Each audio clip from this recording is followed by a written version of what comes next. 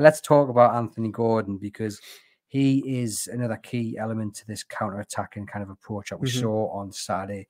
Very quick, out of possession, unbelievably quick in possession. And he has to be in the England squad, doesn't he, in the summer? He has to be. Yeah, he does, but I mean, I really don't think he will be. I just can't see it happening now, given the amount of time before the Euros, and not to try and play down Anthony Gordon's ability at all. I love him; he should be in the England squad, but he's in a very competitive field for a few. The most informed player on the front, Saka aside. Well, yeah, I was Saka's on the other side, behind right? Saka, but I mean, this is the thing. I mean, look at the options that Southgate's got. You've got Rashford, who has been out of form. Obviously, Southgate watched him score that thunderbolt yesterday. Awful. Grealish, who can't really get a injured, game. Isn't he? Yeah, well, I think he's fit, but he's not really playing under Pep. There we go. Count that one out. Bowen. Okay, but is he going to play on the left? Well, more central than he. I think he's got to worry about Bellingham. Forget about Bowen. Who else plays on the left for England? Sterling won't get in. Sancho's. Mention the guy from Chelsea so I can dig him out. The one that scores all the penalties and missed from 4 yards yesterday. Oh, Cole Palmer. There we go. Rubbish. Awful. Anthony Gordon's your man. No, look, I agree with you, but I just think the amount of time that we've got between now and the Euros, I think they've only got two. They've got two friendlies, Brazil and Belgium, I think, in March, later this month. You'd hope Gordon will be in the squad. I mean, part of you hopes he won't be in the squad because you don't want, any risk of him getting injured and fully focus on Newcastle. But I think for him personally, it would be good. It's a real strange one, isn't it? Because usually Gareth Southgate picks players who've come through the ranks, and Gordon's come through the ranks, was brilliant in that last tournament he had. Yeah, the under-21 Euros. Top scorer, didn't get, and yet player of the tournament as well. And yet he's nowhere near the England. Well, that was the thing when Gordon had that form last summer, and he was amazing for England under Lee Carsley.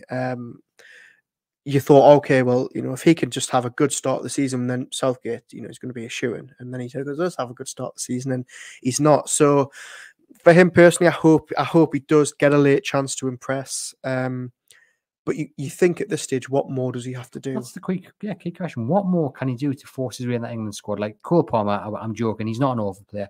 Love to see him at Newcastle. I think Newcastle should try to sign him in the summer. But the majority of his goals are penalties.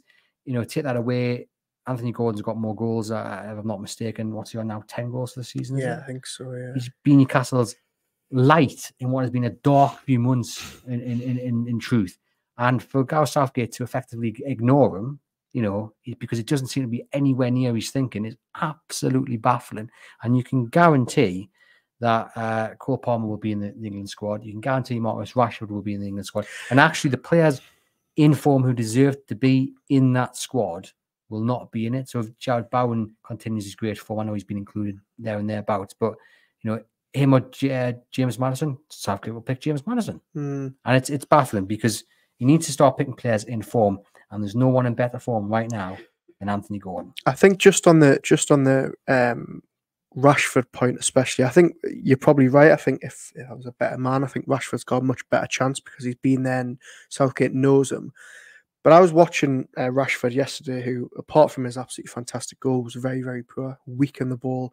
How Manchester United fans are not pulling their hair out of the fact he just does not track back, and without the ball, he's rubbish. Anthony Gordon did a really, really poor pass on Saturday when Newcastle were in full flow and on the attack and had a really good opportunity to turn and go in behind Wolves. And Gordon tries to play the ball backwards and loses it. And there was this huge groan from St James's Park as if to say it was the first time you'd really heard them getting annoyed at Anthony Gordon. And within 5 seconds, he had the ball back. He'd sprinted back the halfway line, he'd put the tackle in. And that is just what you get with a lot of these players who are probably going to be in the England squad. And he scores goals. He's the full package. So yeah, I'm very, very skeptical as to whether he'll get in. We all know that he should be. But this is Gareth Southgate we're talking about. So it's not going to happen.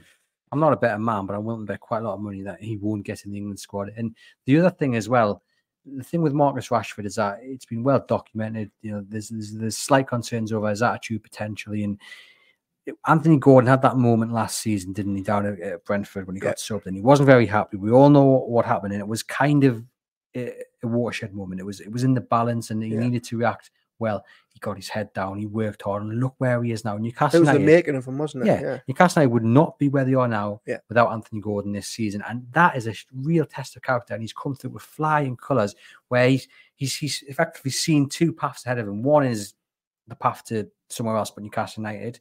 The other one is key player in this Newcastle United squad that's going to one day battle for the title in the not too distant future. And he's risen to the challenge. He's carried Newcastle United through the dark days of November, December, and in early January. And he deserves to be in that England squad. And it is absolutely criminal that I can confidently say he will not be in it. I hope you've jinxed it. I hope so as well. I mean, look, we'll know in a week or two whether he's made those final